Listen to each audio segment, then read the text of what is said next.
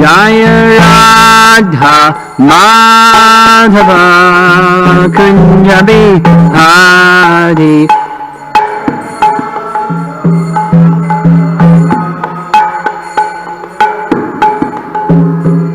Gopi Jana Balabha Girivardhari Gopi Jana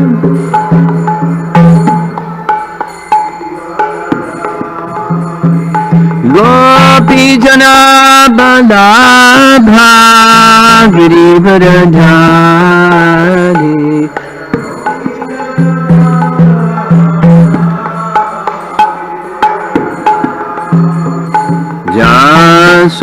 Jasodanandana Bhajajanarandhana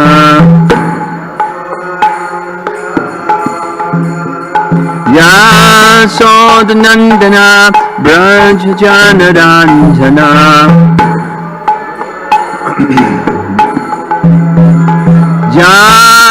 Jamunatira Vanachadi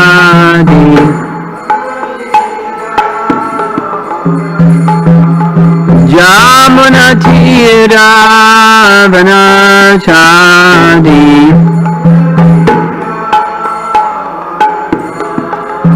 Jaya Radha Madhava Kunja Bihari Madhava Kunja Bihari Jaya Radha Madhava Kunja Bihari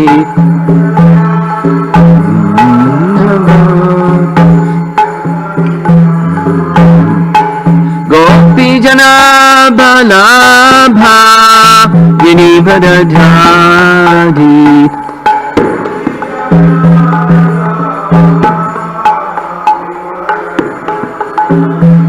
Gopi Jana Balabha Girivardhari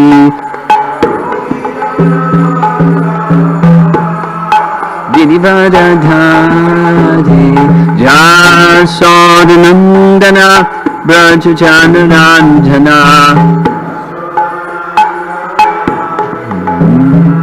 Jasodanandana Brajajanarandhana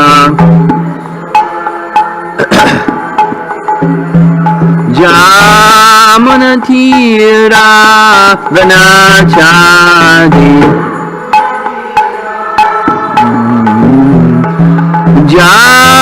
Jamunatira Vanachadi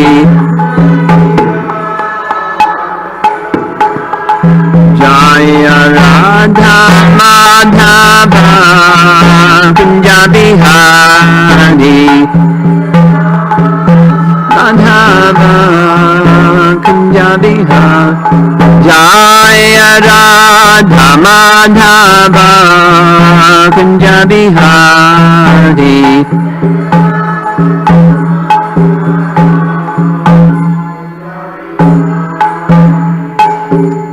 Jaya Vishnupad Paramahamsa Parivedakacharya Astatarasatasi Srimad His Divine Grace A.C. Bhaktivedanta Swami Srila Prabhupada Ki Ananta Koti Vaishnavrinda Ki Grantaraj Srimad Bhagavatam Ki Gaur Premanandi.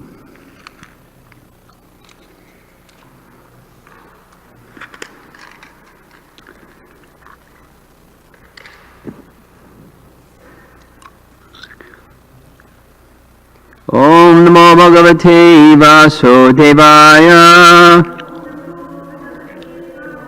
Om Namo Bhagavate Vasudevaya. Om Namo Bhagavate Vasudevaya.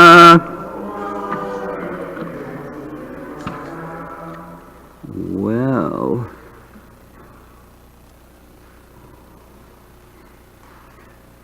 we covered the verse that's on the board already. Whose handwriting? Oh. Very readable handwriting. And we'll be discussing verses 4 and 5. We'll chant number 3. That's a nice verse.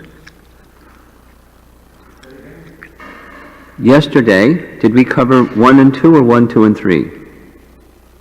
1 and 2.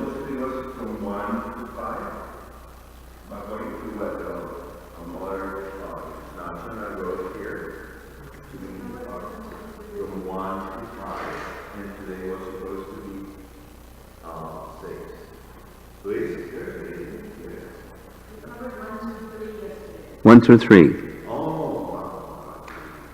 Okay, but this is number 6? Yes, sir. We'll chant number 6.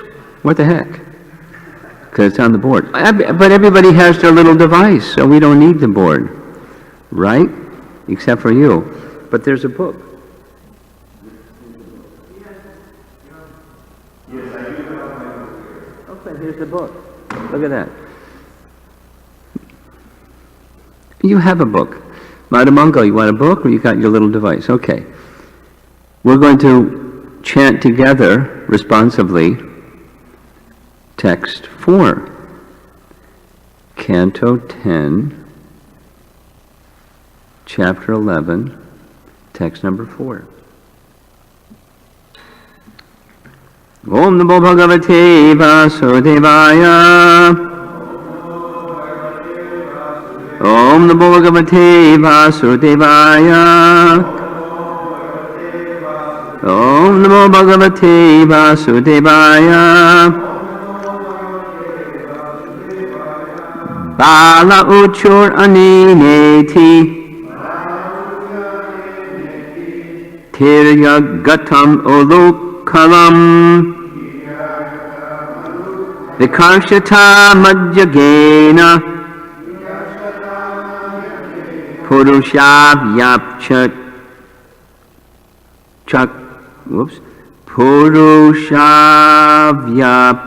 Chakshmahi Bala Uchur Anineti Tirya Gatam Ulukalam Vikarshata Madhyagena Purushavyapya Chakshmahi.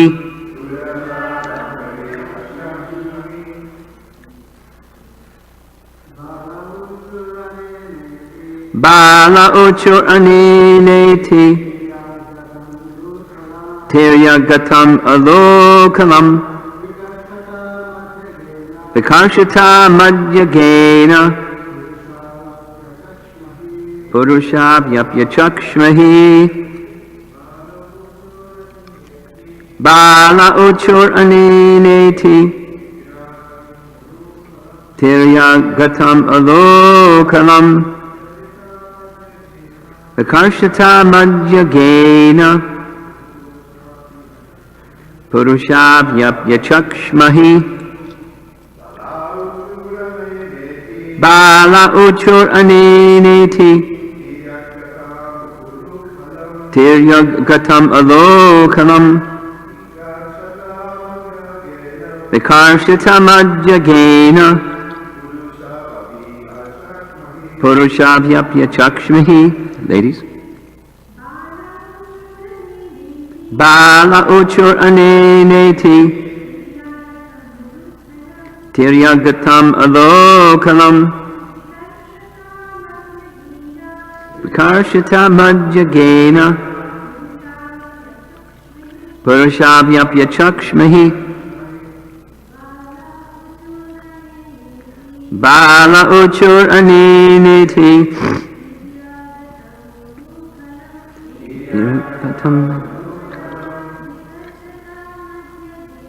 Vikarshata Madhyagena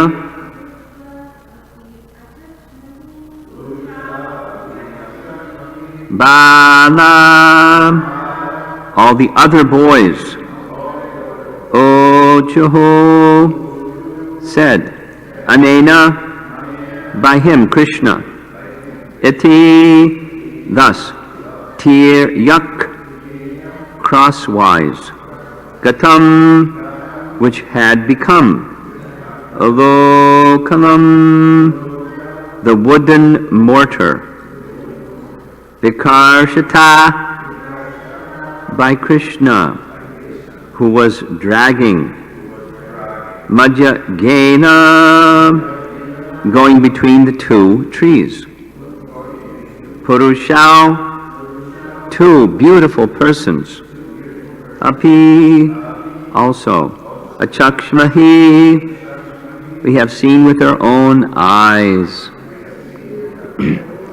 Translation, then all the cowherd boys said, it is Krishna who has done this. When he was in between the two trees, the mortar fell crosswise. Krishna dragged the mortar and the two trees fell down. After that, two beautiful men came out of the trees. We have seen this with our own eyes. Purport. Krishna's playmates wanted to inform Krishna's father of the exact situation by explaining that not only did the trees break, but out of the broken trees came two beautiful men. All these things happened, they said. We have seen them with our own eyes. And then we're going to cover text 5 so that the verse on the board is for tomorrow morning. Yay! Okay, text 5. Because of intense paternal affection, the cowherd men headed by Nanda could not believe that Krishna could have uprooted the trees in such a wonderful way. Therefore, they could not put their faith in the words of the boys. Some of the men, however, were in doubt. Since Krishna was predicted to be equal since Krishna was predicted to equal Narayana, they thought it might be that he could have done it. Purport. One view was that it was impossible for a small boy like this to have done such a thing by pulling down the trees. But there were doubts because Krishna had been predicted to equal Narayana. Therefore, the cowherd men were in a dilemma.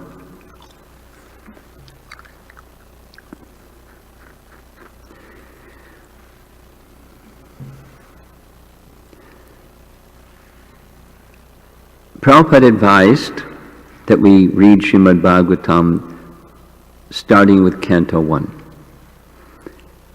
Because by the time you reach Canto 10, even in Canto 1 there's sound vibration in Canto 1 and Canto 2, etc., and Canto 3, etc., that allude to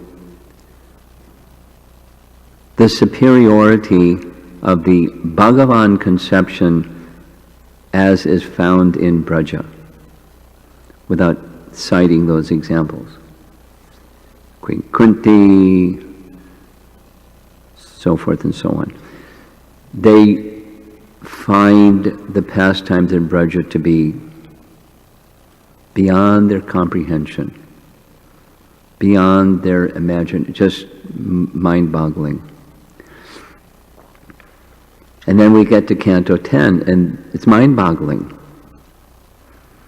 That is, if you see through the lens of material conception of life. So before getting to Canto 10, the material conception of life has to be substituted or eliminated and replaced with the spiritual conception, which is the first 9 cantos, all those wonderful topics.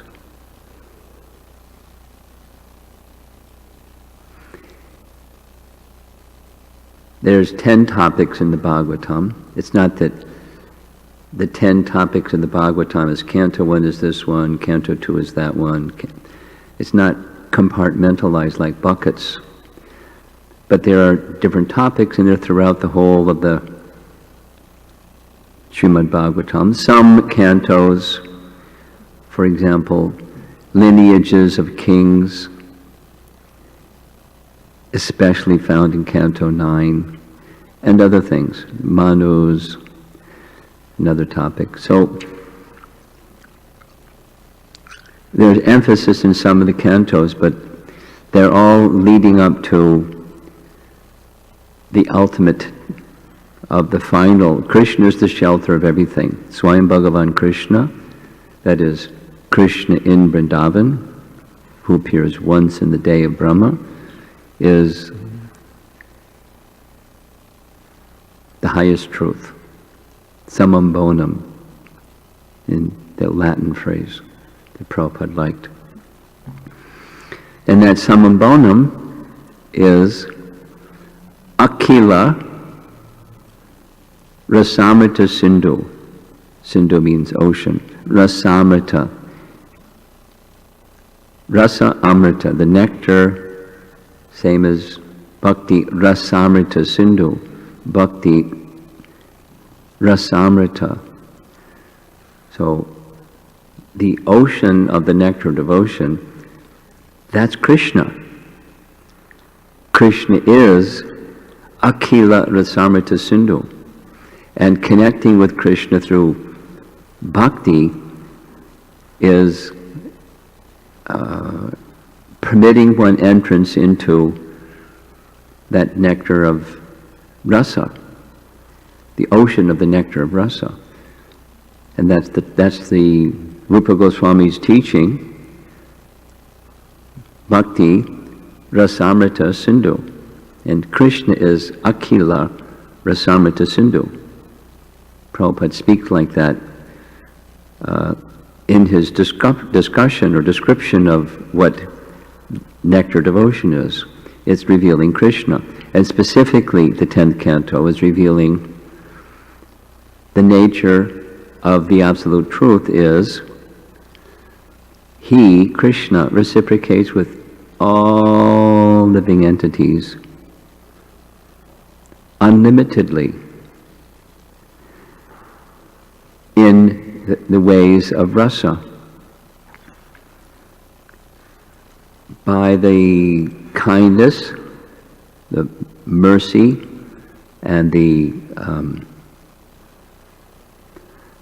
loving quality of our great acharyas they disclose. Shukadeva Goswami writes, or speaks, Vyasadeva writes, and our acharyas comment, so we can plunge into that bottomless ocean of rasa.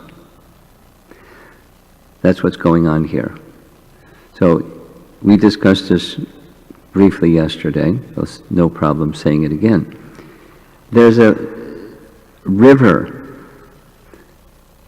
of pastime, and the river keeps flowing and flowing and flowing.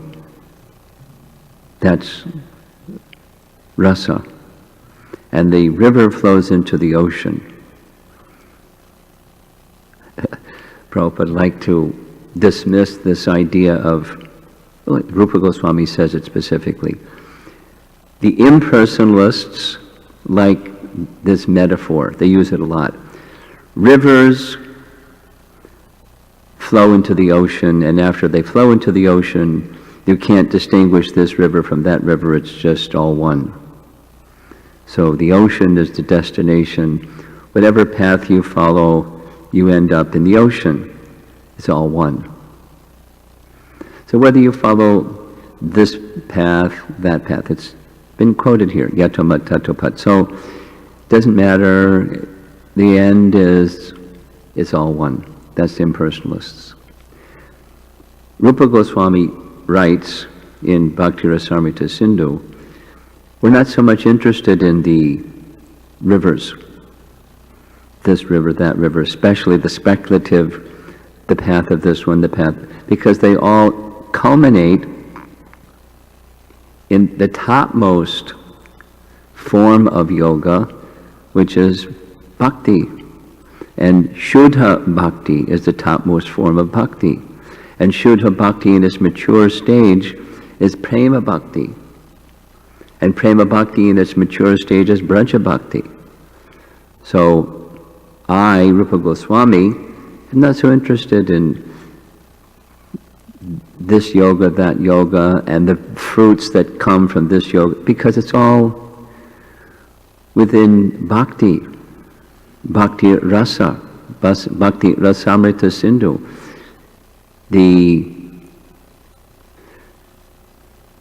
Prabhupada's explanation, the sharks are not interested in the rivers. Or the whales, they're not interested in, they stay in the ocean. They're inhabitants of the ocean.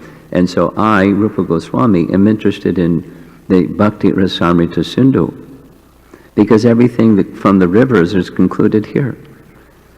So we don't need to go back upstream and go to the river and swim around in the Gyan Yoga or Karma Yoga or Hatha Yoga or etc. We don't require it. We're just because that leads one to this one. So then Prabhupada explains, it's nice. A metaphor, rivers flow into the ocean, they become indistinguishable from the other rivers.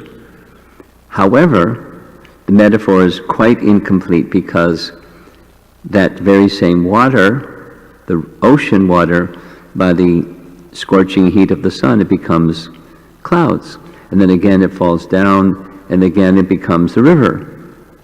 And then it flows. So that's any situation, river, it's temporary. And then there's the eternal. And the eternal is the living entities that are within the ocean. They're living entities. They don't lose their identity. The river becoming the ocean, becoming again clouds, becoming again river, may change its identity, or at least the form, the dimension of the water. But the reservoir of the river water is the ocean. And similarly, those who are mature in their path of evolving Krishna consciousness, evolving in the yoga system, they're interested in the Supreme Personality of Godhead, not in Brahman realization, Paramatma realization, Bhagavan realization. And so he, Krishna, in his pastimes, is reciprocating with love, starting with Mother Jasoda, and then reciprocating with Mother Jasoda, finding more happiness in Mother Jasoda binding him than all the personified Vedas singing hymns of praise to him. There's greater happiness in that, or the happiness of being worshipped in awe and veneration in Vaikuntha. There's greater happiness in the love of Mother Jasoda binding him. And then after binding him, reciprocating with Narada. He's Akila Rasamrita Sindhu. He's reciprocating with his beloved devotee Narada to uphold the words of Narada, to give benediction to Nalakuvara Manigriva. And so he leaves behind the mood of, I am the darling son of Mother Jasoda who wants to bind me, to another mood, because he's the ocean of all rasa, to reciprocate with Narada. His divinity takes over. A feature of his divinity takes over to uphold the words of his devotee, because his devotees are dear to him. And now these two, they have become free from pride, and so he delivers them, as was predicted by Narada, and then they offer their beautiful prayers, filled with realization about his position as the Supreme Personality of Godhead, and he lets them go back untainted by pride and attraction to worldly opulence once again, to hear and chant and remember him always, and achieve perfection. So that after that perfection, they don't need to be in the heavenly planets anymore, unless that's what Krishna wants. Now he's turning his attention to reciprocate with the elders. So we've been hearing. The elder men enter into the scene, or onto the stage of rasa. There's his father. There's the elder gopas. There's the senior brahmanas. And then there's also his friends. Remember, he's a little boy. Little boy. So he has little boyfriends. So they were also watching. Now, there's also mention from yesterday about the ladies. The ladies didn't go there because they had fainted. When they heard this crashing sound, the fear they felt that Krishna's in danger, they fainted. That's their maternal affection. Doesn't speak about the young girls. It mentions the elder gopis. Now he entered the stage, it's the beginning of this chapter, the 3 verses we discussed yesterday. It's the elders headed by Nanda. They heard this crashing sound. They came running because of their affection, paternal affection for Krishna. Besides, if you hear a big crashing sound, that sounds, you go check it out. What was that? But their thought isn't just the crashing sound, it's Krishna. And we heard yesterday, they see him between the foliage of the 2 trees that fell, because they're the big trees with lots of branches, and he's between the 2 trees, and they can see him between the branches of the trees, smiling, with his waist tied to this wooden mortar. And then they start asking, how did, the cause. But they lose the sense of pursuing the cause because they're more concerned about him than the cause. So now, text 4, the cowherd boys speak, because the men are perplexed. We don't hear the details of the dialogue, but our acharyas give and other scriptural references give what they say and their feelings. And there's different amongst them. So understanding and hearing the questioning and concern and speculation of the elders, the boys speak. We saw it. Here's what happened. Krishna tied to the wooden mortar. The wooden mortar, Krishna started to crawl. And the wooden mortar fell sideways. That's what this word tiryag, crosswise. It fell crosswise, and Krishna continued to crawl. And when Krishna continued to crawl, the 2 ends of the wooden mortar caught on the trunks of the trees. They must have been pretty close together, because how big is a wooden mortar? But they caught on the 2 trunks, and Krishna pulled the trees down. We saw it, he did it. And then comes this exchange where some group, because of paternal affection,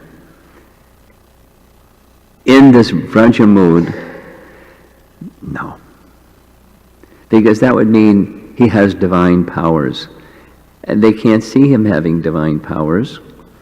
They see him as their little child, whether it's Nanda or the friends or the other elders of Braja, like they have children, they see Krishna like their child, with Braja affection, parental affection. So they dismiss. Not possible. Sensing that, the cowherd boys go on and say, we saw not only that, but when the trees fell, these 2 celestial beings, beautiful men, they emerged from the trees. It's true. We saw. That's this chakshmahi. We have seen with our own eyes. Majjagena Purushau. Going between the two trees, two beautiful persons came. We've seen.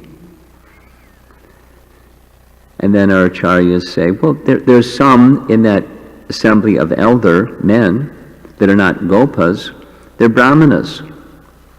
And the brahmanas heard that Gargamuni, during the name-giving ceremony of Krishna, said, this child will be powerful like Narayana. They didn't say he's Narayana, or he didn't say, because he didn't want to disturb the mood of Nanda Maharaj.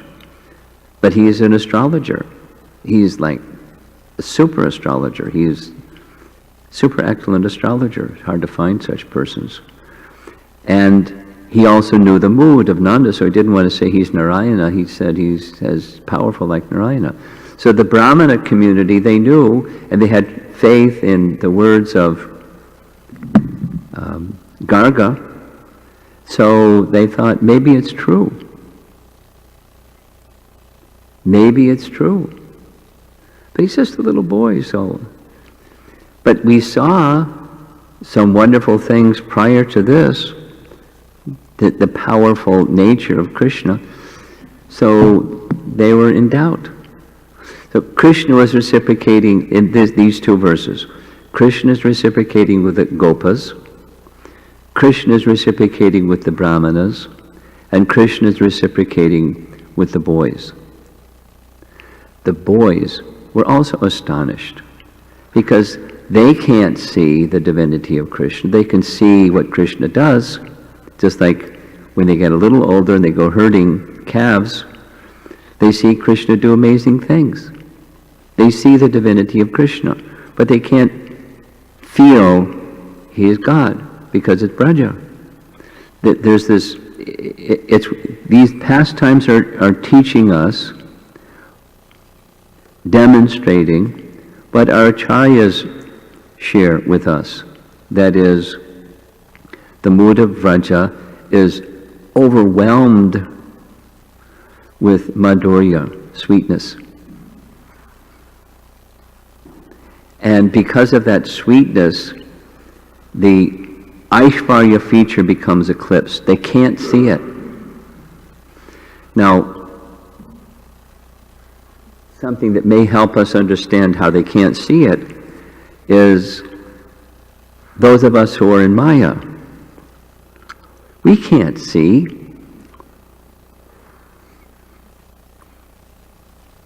We can't see because consciousness is covered by Maya. So when we see the deity form, when people that are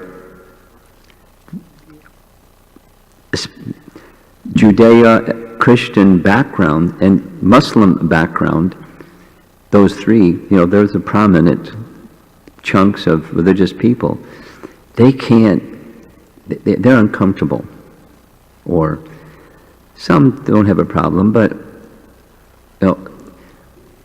idol worship is bad. We hold the same thing. Idol worship is bad. This isn't idol worship. It's archa vigraha, which is different than idol worship. For example, this is something that I share with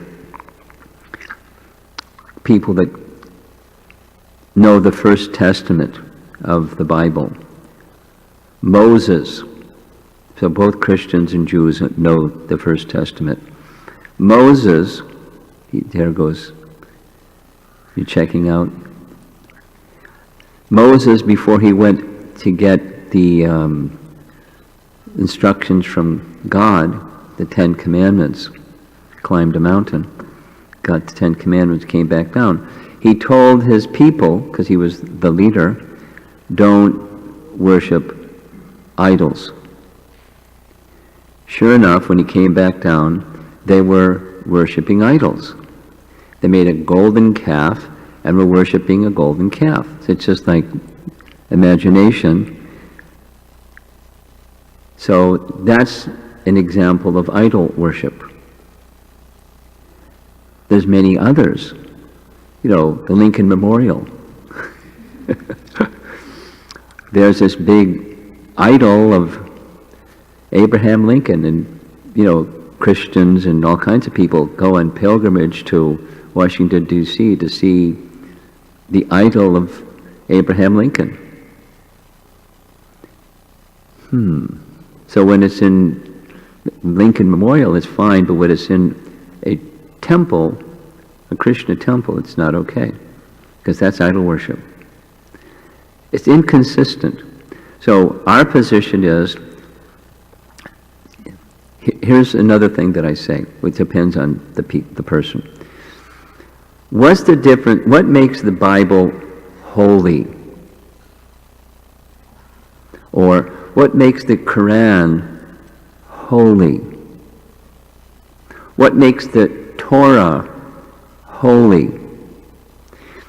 Because what is it? It's trees, cotton, and pigments. It's material elements, but it's holy because it's the Word of God. That makes it distinct from any other publication. It's the Word of God. Therefore, it's holy. It's worshipable. And in your tradition, and all of those traditions mentioned, and Sikhs and so forth, the Scripture is holy. But it's just material elements. The holiness it's the Word of God. It's accepted in that way. Therefore, similarly, there's a difference between idol worship and deity worship, without elaborating. A little bit. Within the Vedas, it says, here's the procedure for establishing the deity, here's the procedure for worshiping the deity, here's the prayers to say along with the worship of the deity, and that's deity worship, or archa vigraha, which is different than the same thing the Vedas also condemn, idol worship. It's different. Just as the Bible, or the Quran, or the Torah, or the Grantha is sacred. Or the name. How can one understand that the name and the person are not different? With the mature conception, you cannot. I just received a letter yesterday from somebody in California who was attending a yoga class, just a regular yoga class, and there was this break between one yoga class and the other yoga class, and somebody came in during that half-hour break. They sat down at the harmonium and started singing the Maha Mantra. Now, does that person who was singing the Maha Mantra have any understanding that the name and the person are non-different? Probably not. Reasonable assumption. And even if they've heard it, they probably hasn't gone in yet, because there's another conception. It's just like reading the first 9 cantos before reading the 10th canto. To get to that stage where you can hear the Maha Mantra, and there's the realization. So just like we worship the deity, what realization do we have? Or what realization do we have about the Scripture? What realization do we have about the name? What realization do we have about Vaishnavas? But we have faith in Rupa Goswami that says these 4 plus residing in a sacred place, they're very powerful. And we're very covered. But we have faith in Rupa Goswami, and based on that faith we're going forward, cultivating in the sadhana stage, in the vaidhi bhakti stage, we're cultivating the chanting, the hearing, the worshipping, the serving of the devotees, as long as we don't make offense to the devotees, because we're trying to serve the devotees.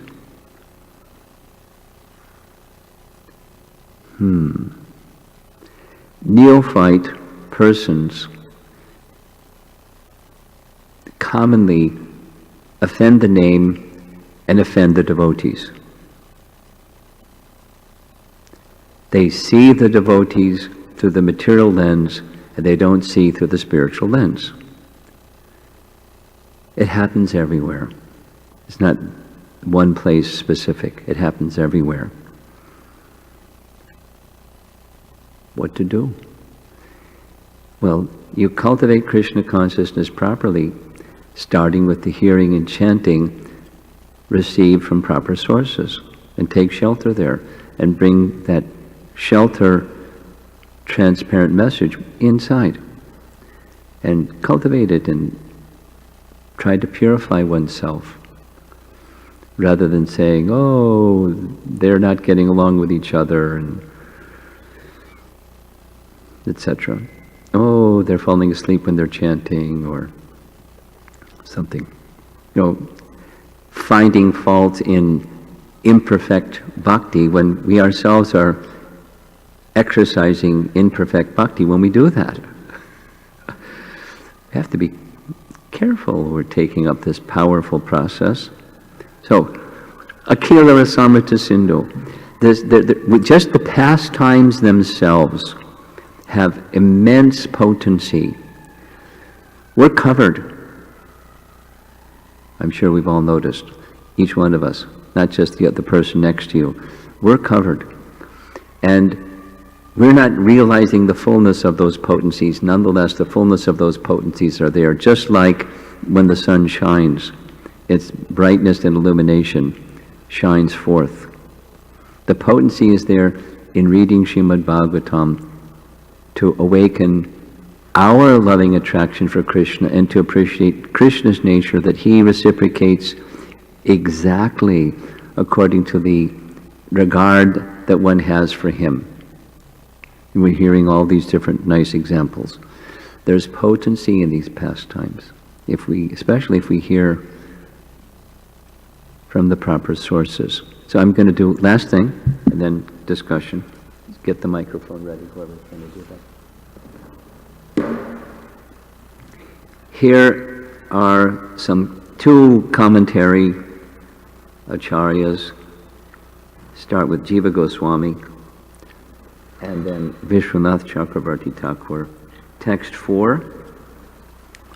Jiva Goswami writes, pointing out Krishna covered in the leaves, the boys spoke on their own without being asked. He did it! Out of excitement. They did not even say the complete sentence, such as, he pulled down the trees. How did he do it? He pulled the mortar sideways between the trees. The boys were bewildered by the sweetness of Damodar. And Vishwanath Chakravarti Thakur says, the other boys said, Krishna went between the trees, pulling the mortar sideways. As the boys were filled with fear, they could not tell the complete story. They did not tell that the trees fell down. The elders did not believe the story. Therefore the boys again said, we saw two men emerge from the trees. And then, continuing, text 5, Jiva Goswami writes, Nanda and others could not believe what the children had said because their hearts were soft with attachment to Krishna. Even some brahmanas with somewhat hard hearts, after considering the death of Putana and other demons, were doubtful of the children because their hearts were also softened with natural possessiveness. No, possessiveness is a English translation of something that has to do with surrender. Krishna, you are mine and I am yours. The material possessiveness is the object over there, and the spiritual possessiveness is you are mine. That is to say, not I own you, but my relationship with you is my only possession. That's their position. Their natural affection increased by seeing Krishna's astonishing powers suddenly manifesting, just as, though other tastes enter the salt ocean,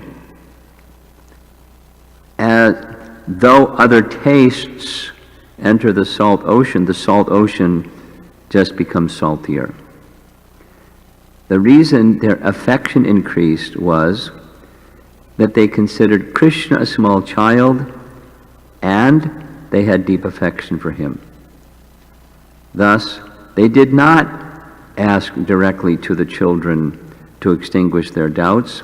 They could not ask questions because they were overcome with affection. Krishna's pastimes is churning the love of all these residents of Vrindavan, each with their different mood of love. And Vishwanath, this will end, Nanda and the cowherd men could not believe what the children said, for because of their feelings for Krishna, they could not think further about Krishna having great powers. Others, remembering what Garga had said, your child will have qualities like Narayana. With a rise in affection for Krishna became uncertain. Maybe it was true? Question mark. It's affection of a certain mood. That's the emphasis in Krishna's Braja Leela. Affection for Krishna in different intense moods. The sweetness mood overpowering everything else. And thus they became uncertain. Discussion. Krunanidhi wants to say something.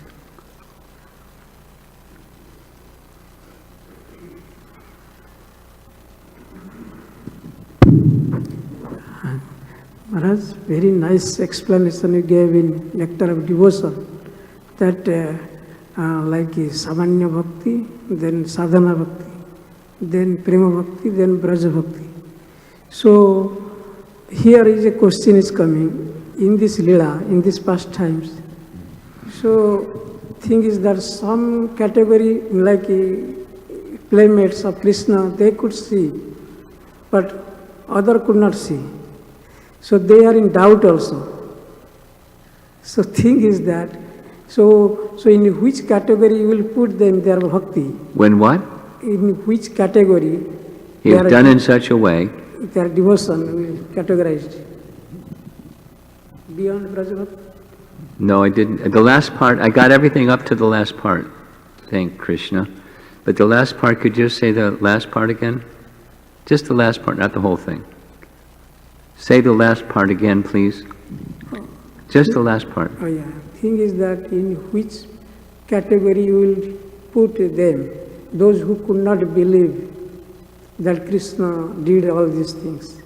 So out of all this bhakti, so because also you are same times we know that you always say one verse.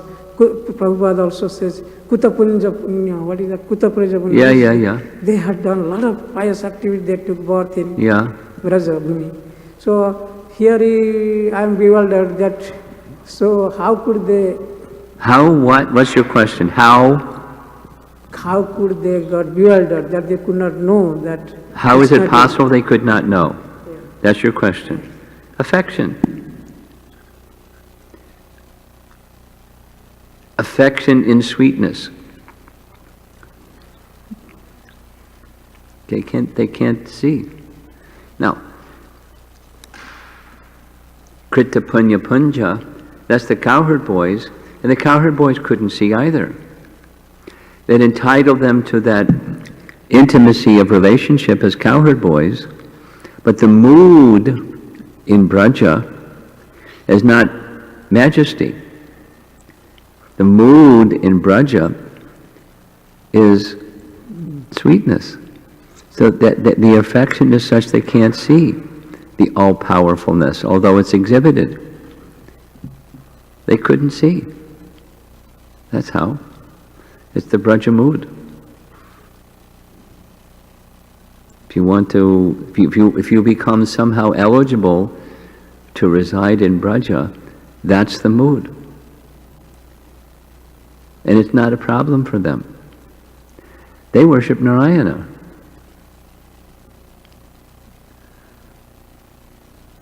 And then there's Krishna, who's their dear friend, their beloved son, or the son of Nanda, or whatever that the rasa is.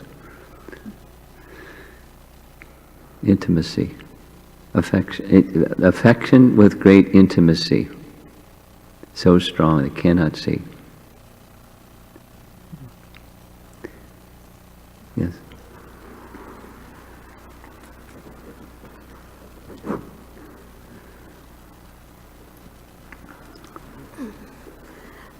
Maharaj, you were mentioning about the fact that it is very easy to see imperfections in devotees performing bhakti. Easy. So I was noting that it is, if somebody comes and tells me that you didn't do the service properly, it's easy for me to accept, but it's more difficult for me.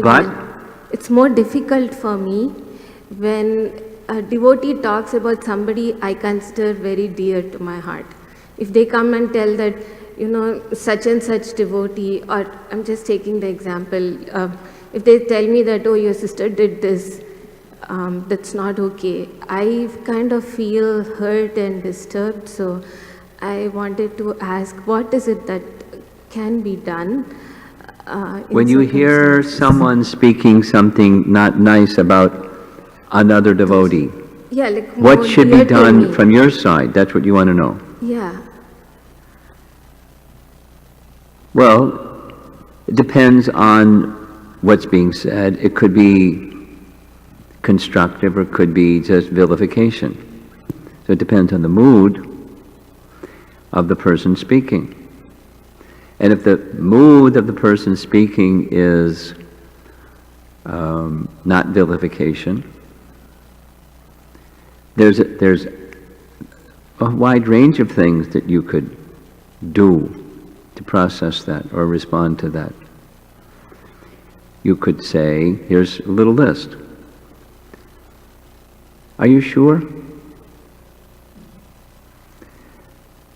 You have a perception, I'm not questioning your perception, but are you sure your perception is accurate?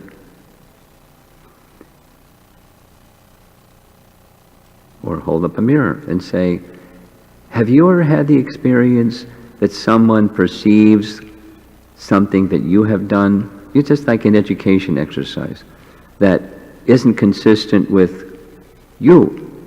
Have you ever had that experience? So be really careful that your perception matches what's really going on. And it could be that your perception is simply your perception, not like wrong, but there may be multiple other perceptions. So how about this? Go right to that person. And no, I can't go to that person because.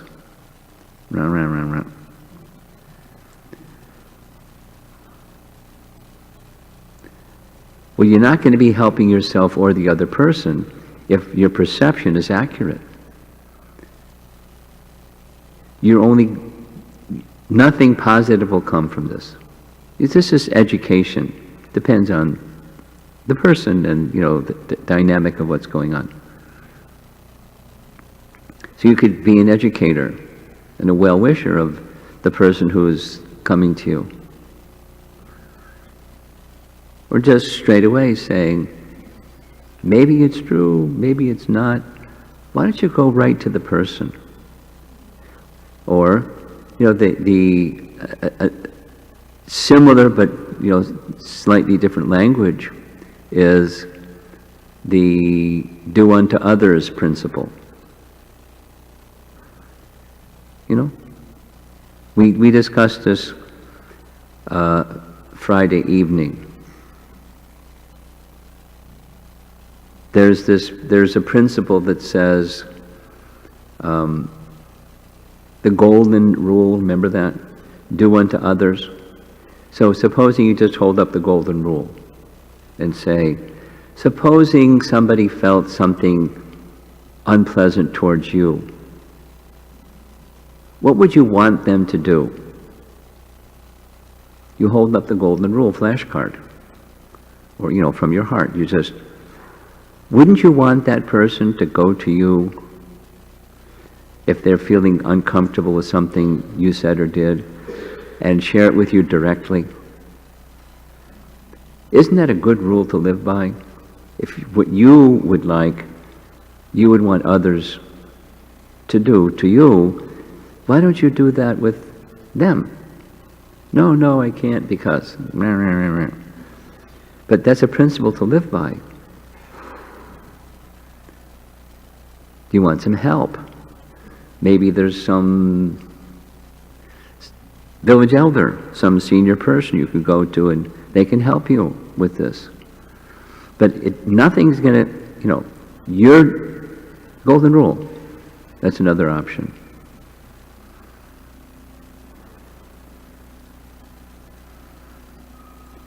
It may be just misunderstanding, and you could share. There's another option. I happen to know about that situation, and here's the real story, or another picture of your perception. And here's the other picture. Did you think of the other picture? That's another way of saying, are you sure you got the picture right? Your perception is matching reality. It wasn't like that.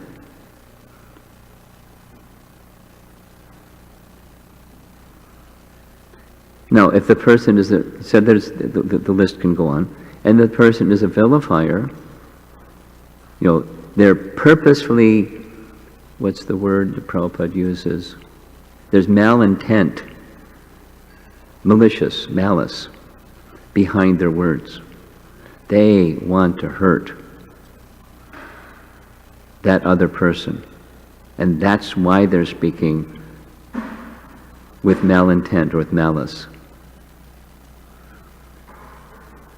Then comes nectar devotion. There's three things you can do. You could take your life, you can defeat the person, or you can leave the place.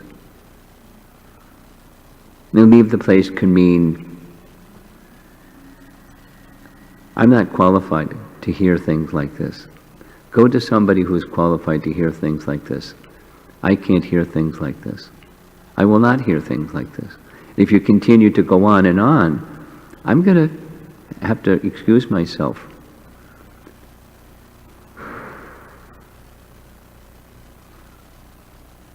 But we don't do this in our devotional life. We don't speak and we don't hear these things. I think whatever may be going on with that other person, there's something going on with you that needs some attention. Your well-being is more important. You're coming to me because there's some trust in our relationship. You're confiding in me. I'll confide in you. You need help.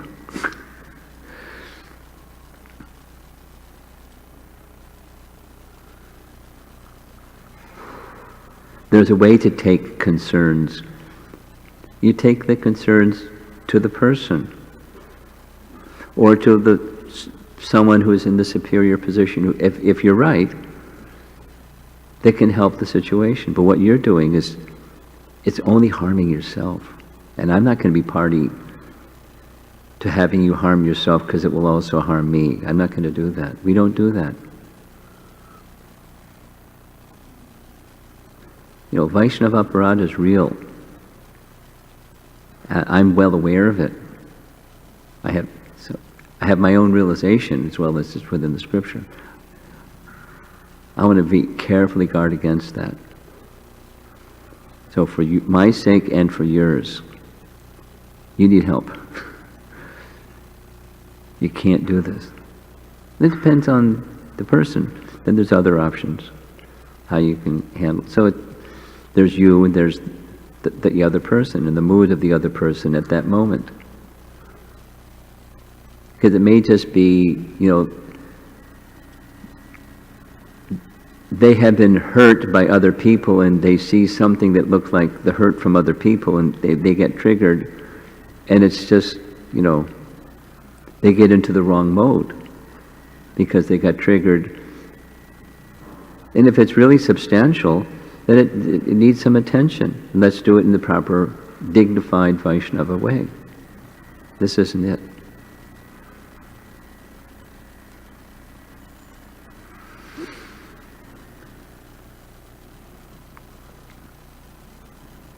More?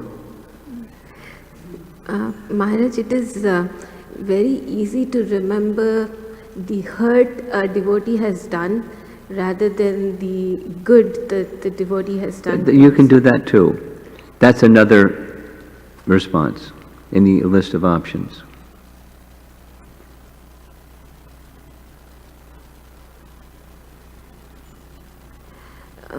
Can writing gratitude journal help with remembering what... Of course. Your position is to please Krishna. And that's one of the ways to please Krishna. Because what does Krishna say? Bhajate mam ananya bhak, and over there is some achar, dur achar, sudur achar, supposing it's for real. Now, how does Krishna see? So let's take a look at this person's life. Totally dedicated. And over there is some flaw, some mistake, some bad speech or conduct. Let's take a step back and look at the big picture of that person's life. Let's have proper regard for that person because of that big picture. And then it's not like you dismiss the bad, but what you put it in the right place, in the big picture. And the next verse says, Krishna will take care of it. He will correct the whole situation. Okay?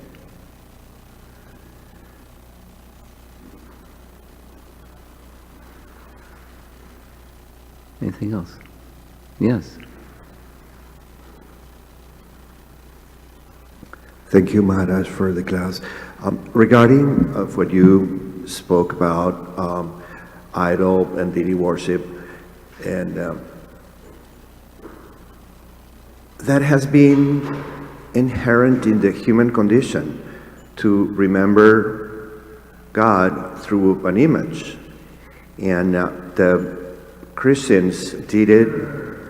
Yeah, the Catholic Church since 1546 to 1563 in the Council of Trent decided like this has to be strong and this worship has to be present, and they enriched the churches with all these images and with all this iconographic richness that we inherited nowadays.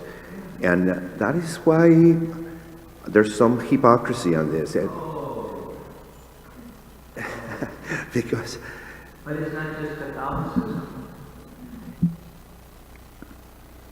Without going into it. Yeah. It's hypocrisy. Just, statues of George Washington. And, it's all over the place in our culture. It's hypocrisy. Without going and giving anecdotal examples.